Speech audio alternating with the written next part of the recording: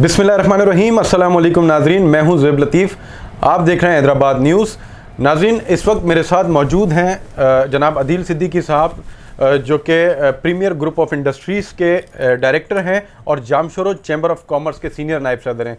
Sir, मैं welcome करता हूं ख़ुद को आपके घर में और बड़ी ज़बरदस्त आपसे बातें करनी है, बिज़नेस कम्युनिटी को एक बहुत अच्छा सा मैसेज भी देना है। सबसे पहले सर हम कोरोना से स्टार्ट लेते हैं। कोरोना के दौरान क्या क्या मुश्किलात का सामना हुआ आपको? बिस्मिल्लाहिर्रहमानिर्रहीम। सबसे पहले तो मैं इस तरह से कहूँगा कि हैदराबाद का सबसे बड़ा न्यूज़ चैनल इस टाइम के ऊपर जो यूट्यूब न्यूज़ चैनल है हैदराबाद न्यूज़, उसको खुशामदीद भी कहता हूँ और दिल की इंतहा गहराइयों से आपका शुक्रिया अदा भी करता हूँ कि जो आप लोग मेरे पास आए, इस काबिल समझा। तो आप लोगों का शुक्रिया जनाब, जो यहाँ पर आए और हमारी बात सुनने के लिए, हम इंडस्ट्रियलिस्ट की या हम ताजिर लोगों की बात सुनने के लिए आपने वक्त निकाला। आपने पूछा कि जी कोरोना में क्या क्या मुश्किलात आई। कोरोना में मुश्किलात, मैं कहता हूँ कि शायद मुश्किल का अल्फाज मुश्किलात है, और मुश्किलात से बड़ा कोई अल्फाज होता तो मैं वो इस्तेमाल करता कि जो कोरोना के हालात के अंदर हमने सहा, हम इंडस्ट्रियलिस्ट लोगों ने, क्योंकि हर एक इंडस्ट्री के पीछे आपको पता है कि ह्यूमन रिसोर्स, कितना बड़ा ह्यूमन रिसोर्स काम कर रहा होता है। हमें बाखुदा हर एक इंडस्ट्रियलिस्ट हर अपनी नीयत से एक बात जानता था कि यार हमारे से मुंसलिक अल्लाह ने जितने घरानों को जोड़ा है, अल्लाह हर महीने उनका सरमाया उन तक पहुंचा दे। सबसे बड़ी बात उनकी सैलरीज़, उनका ख़र्चा। कोई खुदा ना खास्ता अगर बीमार भी हो गया है कोरोना में तो लाजमी सी बात है, जब तनख्वाह उसको नहीं मिलने के होगा तो इलाज कैसे कराएगा, तो उसका भी मामला।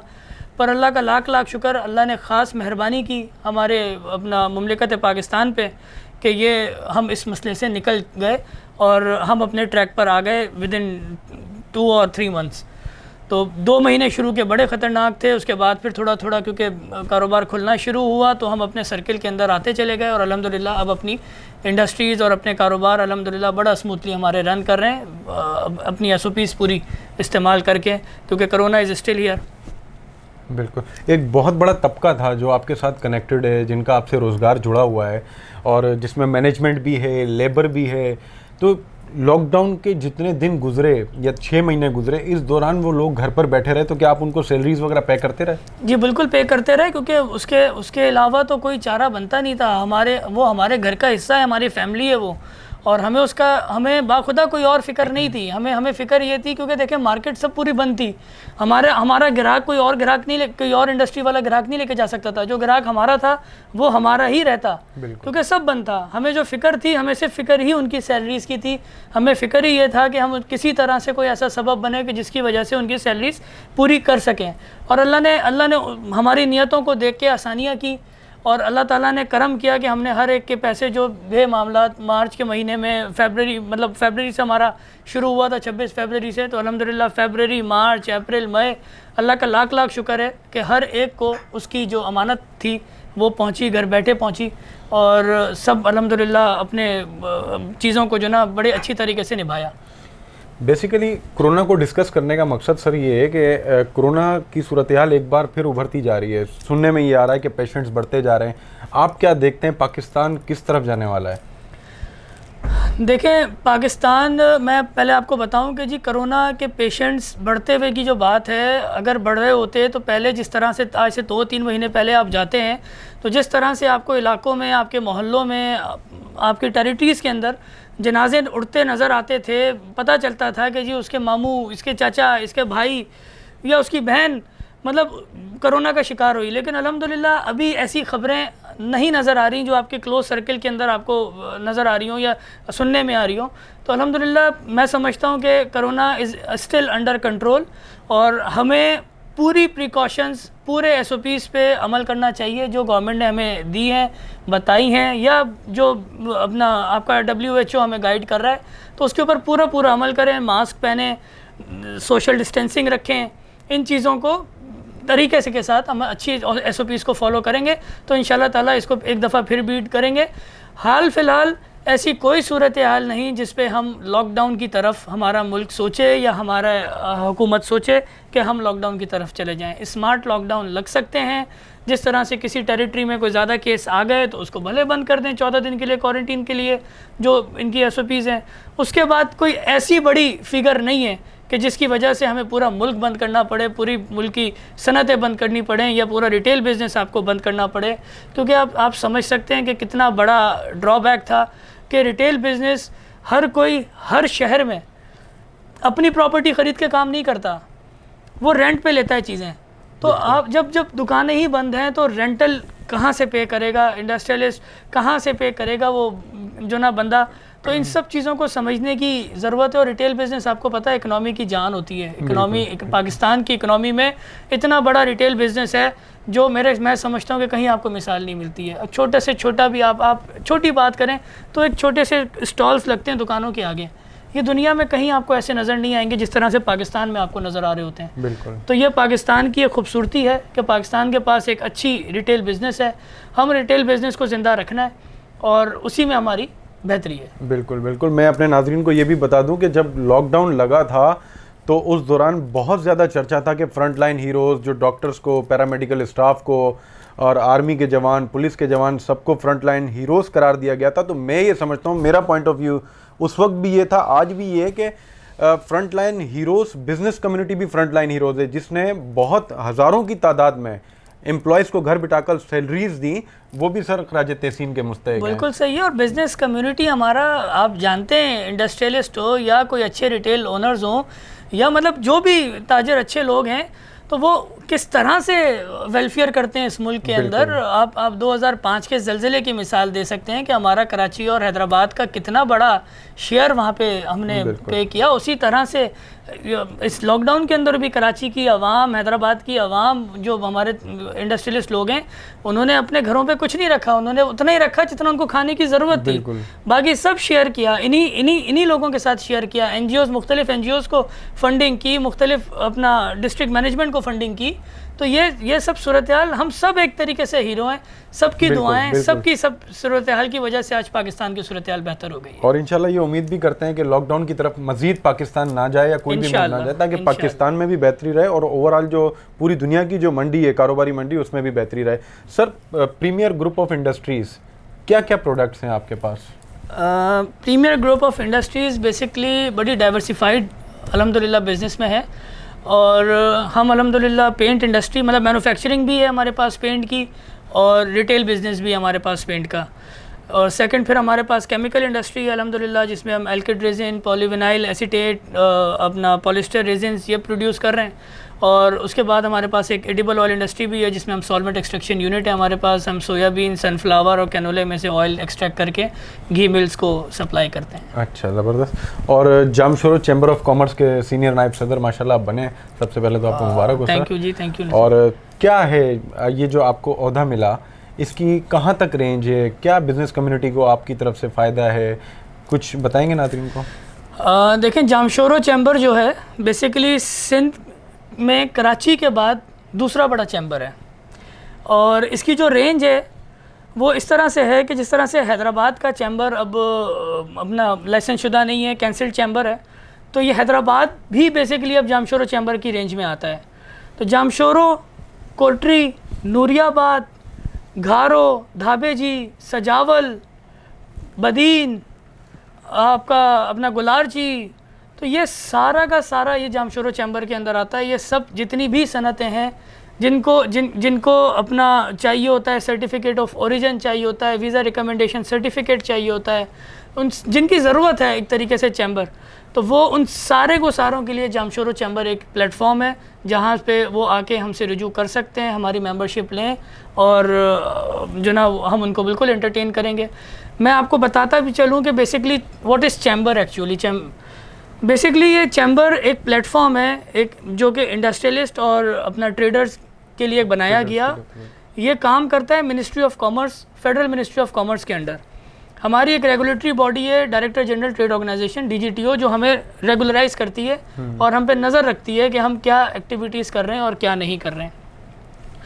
इस प्लेटफॉर्म के अंदर होता यह है कि जी जो 5 करोड़ से नीचे के टर्नओवर वाले लोग हैं वो एसोसिएट मेंबर हो जाते हैं, जिस तरह से हमारे ट्रेडर्स हैं, और जो 5 करोड़ से ऊपर के टर्नओवर हैं वो हमारे कॉर्पोरेट मेंबर्स हो जाते हैं।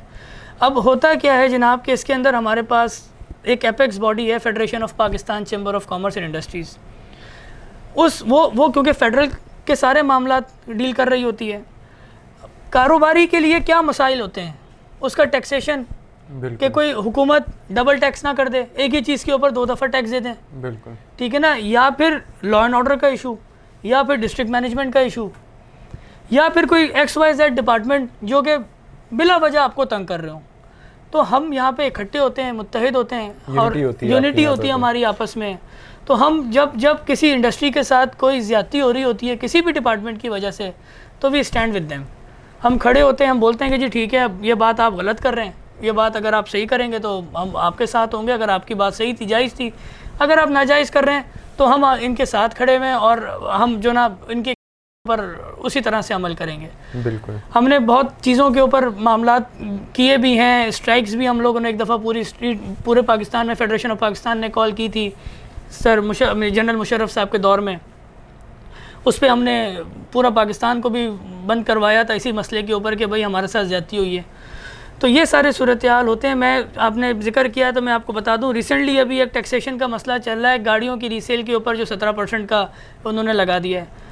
मुझे अभी शायद एक नॉलेज आई है कि शायद उन्होंने रिवर्ट बैक कर दिया है उसको, लेकिन आई एम नॉट कन्फर्म, लेकिन मैं उसको कन्फर्म करूँगा। और वो उसके ऊपर हमारे चैम्बर्स ने बेतहाशा लिखा अवाम इसको अथॉरिटीज़ को कि भाई इस चीज़ को आप रिवर्ट बैक करें क्योंकि ये सही नहीं है। हमारे आप कहाँ तक चीज़ों को पकड़ेंगे और कहाँ तक आप चीज़ों को, क्योंकि डबल टैक्सेशन है, गाड़ियाँ इंपोर्ट हो रही हैं, वो पहले ही 17% टैक्स देकर आ रही हैं, उसकी रीसेल पे आप 17% कैसे ले सकते हैं? बिल्कुल। तो वो इस तरह के मसले मसाइल हैं जो चैम्बर की आवाज़ जाती है वहाँ पे और उन चीज़ों को सुना जाता है। तो चैम्बर के साथ साथ सर बहुत सारी छोटी छोटी ताजिर तंजीमें भी वजूद में आई हैं, क्या इनसे आपको कोई नुकसान है? नहीं, हमें किसी चीज़ से भी नुकसान नहीं है। देखें, हर किसी का अपना मसला है। मैं आपको बताता हूँ, आप छोटी तंजीमों की बात करते हैं तो मैं आपको बताता हूँ, अभी बैंक्वेट एसोसिएशन हमारी बनी हुई है हैदराबाद की। अब वहाँ पर आपने ख़बरें सुनी होंगी कि शादियों को रात को जो ना जी 11 बजे जो ना पहुँच के कुछ लोग ने वहाँ पे उनको चालान कर दिए हैं। बिल्कुल। अब मुझे आप बताएं, 1 लाख रुपए चालान वो कर रहे हैं कि 1 लाख रुपए की आमदनी उस बैंक्वेट वाले की थी, उस रात की नहीं थी। और फिर आप पूरे शहर में घूमें, क्या आपको 11 बजे के बाद कहीं आवाम नज़र नहीं आ रही? कितनी बर्थडे सेलिब्रेशंस आपको नज़र आएंगी, कितनी आपको माशाल्लाह महफिल मिलाद नज़र आएंगी, कितनी आपको मजालिस नज़र आएंगी। तो मैं कहता हूँ कि देखें, मेहरबानी करें, ये सब एक तरीके से आपका इकनॉमिकल हब है। आप किसी के कारोबार को उस हद तक छेड़ें जिस हद तक बर्दाश्त कर सके वो। बिल्कुल। और अब लोगों वो मुझसे शिकायत कर रहे थे आगे कि जी आप इसके ऊपर कोई बात करें, क्योंकि वो लोगों की बुकिंग्स कैंसिल हो रही हैं, लोग अब दूसरी तरफ जा रहे हैं, मतलब सिंपल प्लॉट्स पे जा रहे हैं या कोई ऐसी पब्लिक पार्क्स पे जा रहे हैं जहाँ कोई वो इवेंट करें या कोई दावत हलीम के नाम के ऊपर जो ना काम करें। तो इस तरह की पॉलिसी बनाए जाएँ जो बड़ी फ्रेंडली हो और ईजी हो। अगर सब जगह बंद है तो फिर आप शादी हॉल को भी बंद करें। बिल्कुल, हम कहते हैं कि जैसे उसको भी बंद करें, वरना फिर आप शादी हॉल को भी रिलैक्स करें जब सबको रिलैक्स किया हुआ है। मैरिज हॉल तो बेसिकली टारगेट पर है ना, वरना आप अगर देखें तो जो चाय की होटल्स हैं एक वक्त में 200, 300, 400 के करीब लोग बैठे हैं।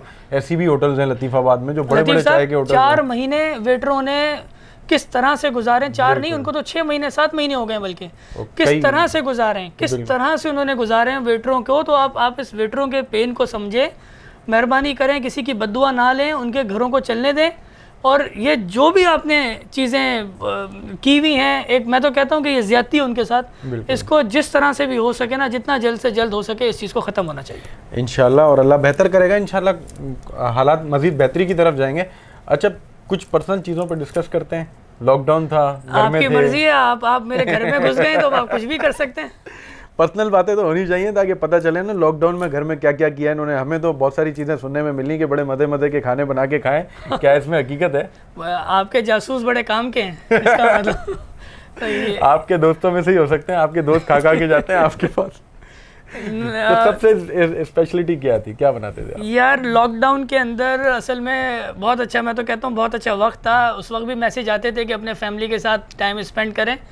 तो इस तरह से सूरत हाल थी कि जब सुबह उठते थे, सुबह तो नहीं दोपहर को उठते थे 12 बजे, अपने माँ बाप का चेहरा देखते थे, सलाम करते थे उनको, और उसके बाद फिर टीवी के सामने नेटफ्लिक्स खोल के इर्तुगरुल एक मशहूर ड्रामा है उसको देख लिया करते थे। और उसके बाद फिर किचन का बहुत ज़्यादा शौक़ हो गया था उसमें।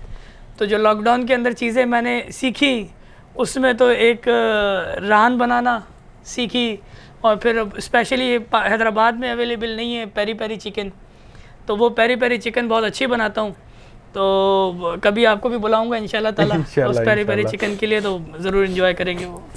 और इसके अलावा फ्रेंड्स के साथ टुगेदर? बिल्कुल जी, रात को जो ना हम साथ होते थे 3 पे, शुरू के 1 आध महीने में तो सब डरे हुए थे, तो उस वक्त नहीं थे। उसके बाद फिर रात को यहाँ कचेरी लगती थी और दोस्त आते थे मेरे, कोई ज़्यादा दोस्त तो है नहीं, 3-4 सिलेक्टेड दोस्त हैं, तो वो आते थे। फिर लूडो का शौक़ हो गया तो वो लूडो शुडो खेलते रहते थे रात के 1-1:30 बजे तक। बस फिर जाके फिर वही नेटफ्लिक्स के ऊपर लगा देते जब नींद आ जाए। तो मतलब ये टाइम होता था, लेकिन अच्छा टाइम था। घर वाले भी खुश थे जी, बीवी बच्चे भी खुश थे कि उनके साथ बैठे हुए हैं, उनको टाइम दे रहे हैं। माँ बाप भी खुश थे कि उनके पास बैठे हुए, बल्कि मतलब उनका हम क्या एहसान करेंगे, हमारी कोताहियाँ हैं कि हम उनको जो ना टाइम इस तरह से मैनेज नहीं कर सकते जितना करना चाहिए। और वो मैं लॉकडाउन के लिए वजह से मैं ख़ुद बड़ा इनर सेटिस्फाइड था कि अल्हम्दुलिल्लाह मैं जो ना सही टाइम दे रहा हूँ उनको। कभी शोबिज़ में दिलचस्पी ली कि यार मैं एक्टर होता या कोई फिल्म स्टार होता? क्योंकि पर्सनैलिटी तो है आपकी। नेवर कभी भी दिलचस्पी नहीं? स्पोर्ट्स में? स्पोर्ट्स के अंदर बिल्कुल एक्टिविटी रही है। मैं स्पोर्ट्स के अंदर अल्हम्दुलिल्लाह एक अच्छे लेवल तक तो मैंने कोई क्रिकेट नहीं खेली, लेकिन एक क्रिकेट रहा हूँ, कॉलेज की टीम का कैप्टन रहा हूँ और स्विमर रहा हूँ, जिमखाना के अंदर स्विमिंग चैम्पियन रहा हूँ। तो इस तरह से बैडमिंटन, स्क्वॉश, एथलीट रहा हूँ। स्पोर्ट्स के अंदर मेरी अच्छी एक्टिविटी है। स्ट्रीट क्रिकेट बहुत खेली है माशाल्लाह। स्ट्रीट क्रिकेट का तो खैर अपना ही मज़ा है। और मैं इंशाल्लाह उम्मीद करता हूँ कि हमारा एक प्रोग्राम चलता है हैदराबाद न्यूज़ पर, इवनिंग विद फलक, और उसमें जब आप बैठेंगे आपको बड़ा मज़ा आएगा, क्योंकि बेसिकली वो है ही इंटरटेनमेंट प्रोग्राम। बस ज़्यादा एंटरटेनमेंट ना हो जाए। नहीं वो एक लिमिटेड मतलब उसमें ऐसे क्वेश्चंस होते हैं कि जिसमें आपको प्रॉब्लम भी ना हो और एक अच्छा सा प्रोग्राम हो जाता है। ज़ाहिर है एक हर चीज़ को लिमिट में रहकर करना होता है ना, बिल्कुल। खैर एक अच्छा सा मैसेज जो बिजनेस कम्युनिटी को आप देना चाहें, कोई उनको सीखने को कुछ मिले आपसे? बिज़नेस कम्युनिटी को जी देखें, मैं एक मैसेज दूंगा कि अच्छा कारोबारी आदमी जो होता है उसकी ज़िंदगी के अंदर उतार चढ़ाव आते रहते हैं। अगर कभी उतार आ जाए तो बिल्कुल ना घबराए और लड़ के उसका मुकाबला करे, फेस करना सीखे, खड़ा रहे, अपने आप को बिल्कुल कॉन्फिडेंट रखे, तो इंशाल्लाह ताला वो टाइम दूर नहीं होता कि जब आप दोबारा से उस रात में से, अंधेरे में से उजाला कर दें। तो बिज़नेस कम्युनिटी को ईमानदारी के साथ काम करना चाहिए, वज़न पूरा रखना चाहिए, अपना सच बोलना चाहिए, जो काम किया जाए सच के ऊपर काम किया जाए। तो इस तरह से मामलात करेंगे तो अल्लाह ऊपर बड़ा करीम है और वो आपको ज़रूर नवाजता है, वो ज़रूर अंधेरा छटता है और दिन का उजाला निकलता है। और माशाल्लाह सर, बहुत अच्छा लगा आपसे बातें करके और बड़ी ज़बरदस्त, क्योंकि लिमिटेड टाइम हम चाहते हैं कि प्रोग्राम लोग देखें तो पूरा देखें, वरना गुफ्तगू तो बहुत लंबी हो सकती है, क्योंकि बिजनेसमैन कम्युनिटी जो है उनके भी बहुत बड़े बड़े मसाइल हैं जिनको हम डिस्कस कर सकते हैं। बहुत ज़्यादा प्रॉब्लम्स का शिकार हैं। अगर हम जामचोरों की बात करें तो रोड हैं, रास्ते हैं, गलियां हैं, बहुत ज़्यादा प्रॉब्लम्स हैं। लाखड़ा साइड चले जाएं जहाँ कोल माइंस हैं, तो ये बहुत ज़्यादा प्रॉब्लम्स हैं बिजनेसमैन्स के लिए। तो डिस्कस कर सकते हैं मज़ीद इंशाल्लाह, किसी प्रोग्राम में बैठेंगे और एक प्रॉपर जो बिज़नेस को हमारा कोई एंकर समझता है, उज़ैर खान रईस साहब हमारे डायरेक्टर न्यूज़ हैं, उनके साथ कभी आपको बिठाएंगे, बड़ी मज़े की बातें करेंगे वो भी आपसे, लेकिन बिज़नेस के हवाले से। तो इंशाल्लाह एनी टाइम वेलकम। और बहुत अच्छा लगा आपसे बात करके। इंशाल्लाह फिर उम्मीद है आपसे बात होगी। हैदराबाद न्यूज़ के नाज़रीन को मैं नाज़रीन से इजाज़त चाहूँगा। देखते रहिए हैदराबाद न्यूज़। खुदा हाफिज़।